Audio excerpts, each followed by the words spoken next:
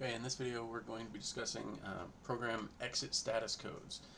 The idea here is your program should communicate whether or not it succeeded in doing the job it's supposed to do, or if there was an error while it was trying to perform its task. Okay, so most commands built into Linux have some way of communicating that.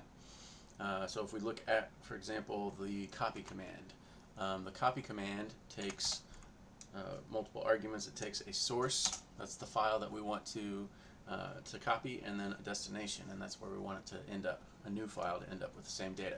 So if I only pass it one argument, and also in this case some gibberish, that file doesn't actually exist, this is going to be an error, right? Because I have not provided the correct arguments to this command, right? So this command should not be able to work. So this is probably going to be considered an error. And if I press enter, we see, depending on how your command prompt is set up, in this particular case, whenever I see this red X, that lets me know that the last command I attempted failed. Right? The shell has a built-in way of figuring that out as well. If I use the echo command, there's an environment variable that updates after every command. So $sign is a special shell syntax character, and then the question mark right after it is basically an environment variable that's updated every single time a command is edited or is executed, and if there is an error, it's non-zero. Alright, so if there's no problem with the last command, it should be 0. So we're going to take a look. Is $sign question mark, we just had the copy command fail, right? We see the little red X there, so this should be a non-zero result, right? And exit 1, so the program exited with status 1, and that's the most common. It's general purpose. There was some sort of failure. Okay, there are different number codes for different types of errors, but for our purposes we're just going to basically differentiate between exit 1, which is an error, a non-zero exit code, and then a 0 exit code. 0 exit code, of course, is just a successful command, right? Now, we just ran a command to test $sign question mark, right? And that command was successful, right? So if we were to run the exact same command again, echo $sign question mark, that should be an exit code 0, because our last command was the echo command and it succeeded. Alright, so we have an exit code of 0.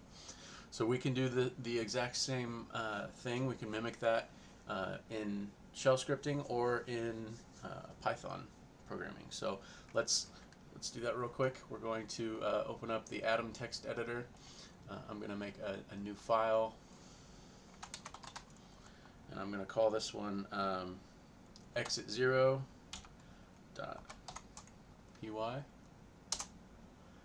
and this is really easy. Print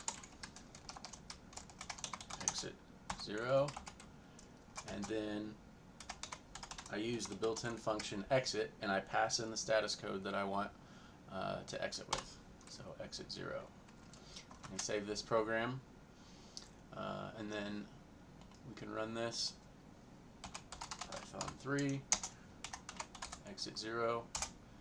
Okay, and we see that there was no red X, and I can try the echo command again to see what my status code was, and it was 0. Alright, so let's do the same thing and call it exit 1. I can just duplicate this file. I'm going to call it exit 1. Call it exit 1. Exit 1. Alright, nice and simple. Go back to the command line. Python 3 exit 1. See, and we have the red X. Okay, so this is the way we can use our use Python and get it to behave like virtually all the other commands in Linux. Okay, so if there's an error that occurs with your program, you can exit the program and provide a status code just like all the other commands. All right, and again, we can double check this with the echo $sign question mark environment variable, and sure enough we get our exit code 1. And if I put some other exit code number in here, that would be the result we got from that environment variable.